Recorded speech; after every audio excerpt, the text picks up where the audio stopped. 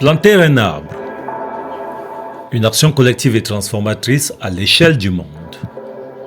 Il n'y a qu'une seule terre, la nôtre, et elle est en alerte rouge. Les preuves sont partout autour de nous et deviennent chaque jour plus inquiétantes. Changement climatique, perte de la nature et de la biodiversité, pollution et déchets. Il faut savoir qu'il n'y a qu'une seule planète où il y a la vie. Et sauf autre démonstration, la Terre est la seule planète où tous les éléments sont réunis pour que les hommes puissent vivre avec les animaux et les végétaux. Le thème Une seule terre appelle à célébrer, protéger et restaurer notre environnement et nos écosystèmes. Tous les grands problèmes que nous avons à l'environnement ont été causés par l'homme. On n'a que cet espace pour vivre. Et il faut donc mettre fin au fléau, au grand fléau qui mine l'environnement. A contrario, nous devrons en payer le prix fort. Toute la pluie de cette nuit, les maisons sont inondées. Et l'eau a inondé tout le quartier.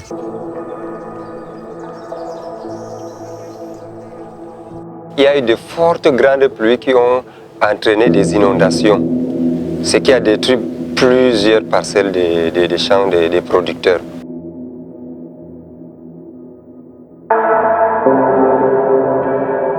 L'année dernière, c'est beaucoup plus les poches de sécheresse. Et si j'ai bonne mémoire, tout le mois d'août, il n'y a pas eu une grande pluie ici aux alentours de Garoua.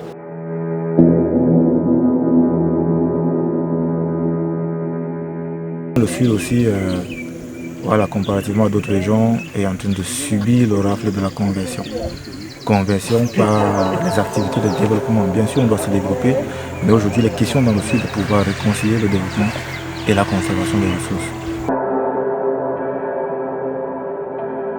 Il y a le principal problème qui est la déforestation. Tout ce qui nous protège est détruit par l'action humaine.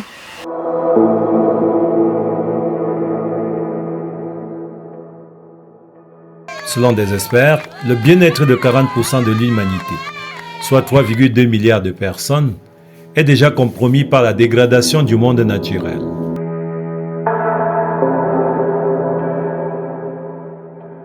Aujourd'hui, à réguler le climat est devenu difficile compte tenu du fait que le flux net des absorptions et des émissions se réduit au fur et à mesure que les années passent.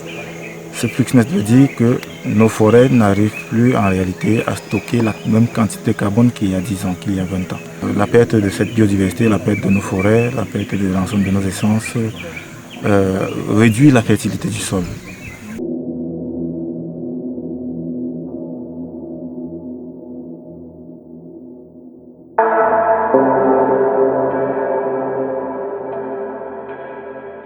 Heureusement, la Terre est résiliente, mais a tout de même besoin de notre aide.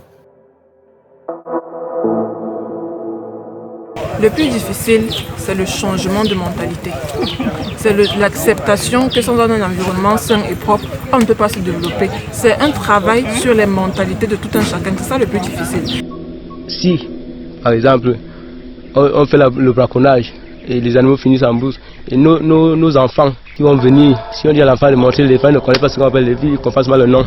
C'est pour ça qu'on dit qu'on doit arrêter de faire le braconnage. Les arbres s'appellent Kungu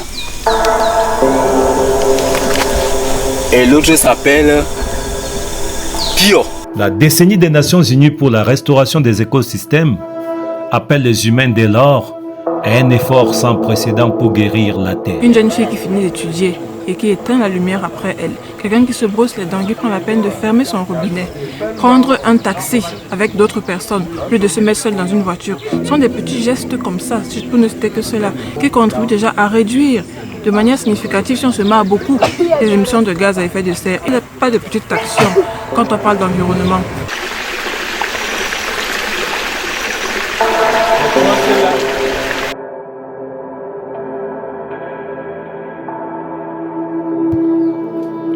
Ici, ils plantent des arbres fruitiers d'ombrage dans des écoles.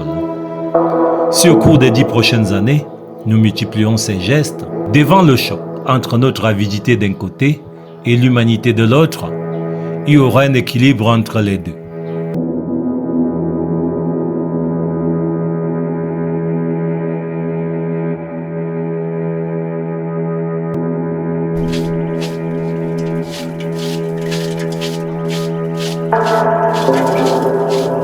Et le secrétaire général des Nations Unies, Antonio Guterres, de déclarer « L'homme a encore le temps d'inverser les dégâts qu'il a causés.